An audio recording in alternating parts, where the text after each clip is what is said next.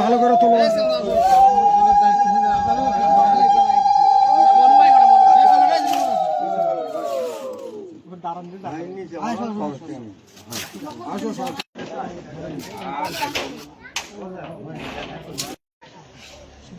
এই শিববাড়ি পূর্বপাড়া মন্দিরের শুভ উদ্বোধন ইতিমধ্যেই শুরু হয়েছে।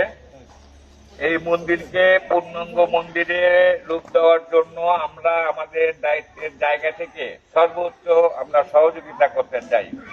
আজকের এই অনুষ্ঠানে আমাদের মধ্যে যারা উপস্থিত রয়েছেন, বিশেষ করে আমার পৌর বিএনপির সভাপতি মনু ভাই রয়েছে, আমার পৌর থানা ছাত্র দলের সংগ্রামী সদস্য সচিব মনির হোসেন সরকার রয়েছে, আমার হিন্দু বৌদ্ধ খ্রিস্টান কল্যাণ ফ্রন্টের বাবু দেবাশিস কুমার জাকি কাজল রয়েছে, অত্র ওয়ার্ডের 1 নম্বর ওয়ার্ডের সাবেক কাউন্সিলর আমার মঞ্জুর রয়েছে, আমাদের যুবদল নেতা হারুন রয়েছে, ছাত্রদল নেতা খায়রুল রয়েছে, যাদেরকে আপনারা খুব কাছে থেকে চেনেন।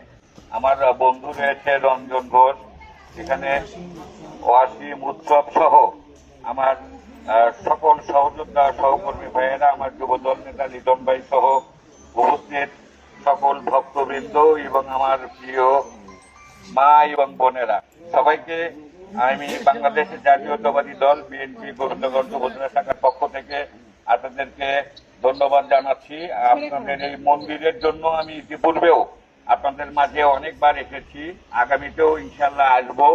আপনার এই মন্দিরকে পূর্ণাঙ্গ একটা দর্শনীয় মন্দির যাতে করা যায় সে ব্যাপারে আমরা আর্থিকভাবে পূর্ণাঙ্গ সহযোগিতা করব। বর্তমান বাংলাদেশের জাতীয়তাবাদী দল বিএনপি সরকার পরিচালনা করছে এবং বাংলাদেশের বর্তমানের প্রধানমন্ত্রী জনাব তারেক রহমান বলেছে সারা বাংলাদেশে সকল সম্প্রদায়ের মানুষকে যথাযথ সম্মান প্রদর্শন এবং তাদেরকে সার্বিক নিরাপত্তা বিধানের যে দায়িত্ব উনি গ্রহণ করেছে।